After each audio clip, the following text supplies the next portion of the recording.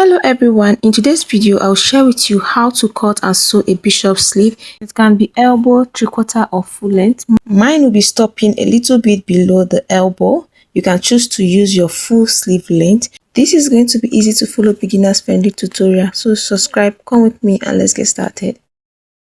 These are the materials I'm going to use. I'll be using Duchess fabric for the sleeve. In order to achieve my bishop sleeve, the first thing I did was that I drafted my basic sleeve. My basic sleeve already have sewing allowance. The next thing I'll do, I'll come to this sleeve length and extend my sleeve width by 8 inches.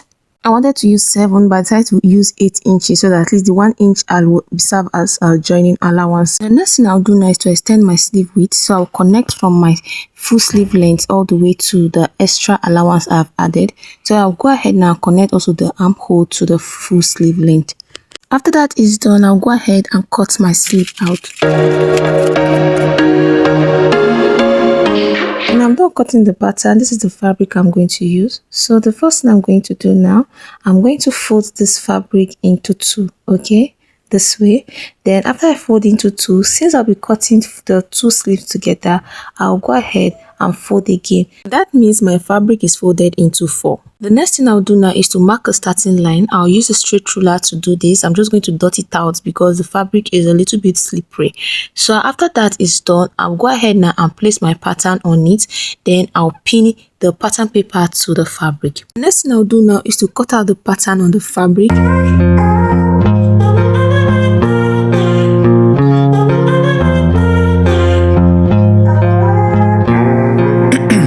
This is what I have. My sleeve is ready. So the next thing I'm going to do now is to start the sewing process. And this is me separating the pattern from the fabric. And now I have my sleeve on the fabric. The next thing I'll do now is to stitch the hem of the sleeve. I'll fold it this way and then I'll fold again. I'm folding it this big because I'll be passing elastic through this allowance, okay? And if it's not big or wide enough, the elastic will not pass through it. So after I fold this way, I'll go ahead now and stitch down. And after stitching, this is what I have. And this is the elastic I will use for the sleeve, and this elastic is about the size of my wrist. So you measure the size of your wrist. Measured mine is about 9 inches. The next thing I'll do now is to pass this elastic band through the space on the sleeve.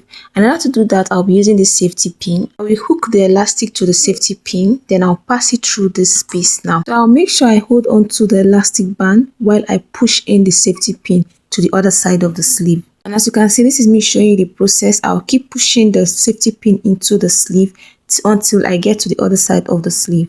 And I'm at the other side, so I'll push out the safety pin now and drag out my elastic band. While I'm at it, I'll make sure I'm still holding onto the other side of the elastic. And after that, I went ahead to tack the elastic to the sleeve so that it doesn't pull out, and this is what I have. You can see it's looking more like a sleeve now. The next thing I'm going to do now is to attach this sleeve to a dress.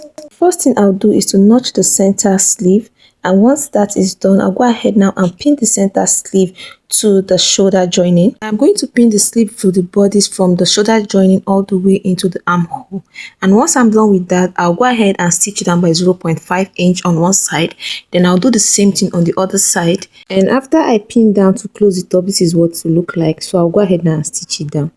After stitching one side, this is what I have, okay? The next thing I will do now is to turn around this way, and I'll pin this side down also and stitch down to the armhole. And after I stitch the second side to the armhole, I'll go ahead now and turn the inside out properly this way.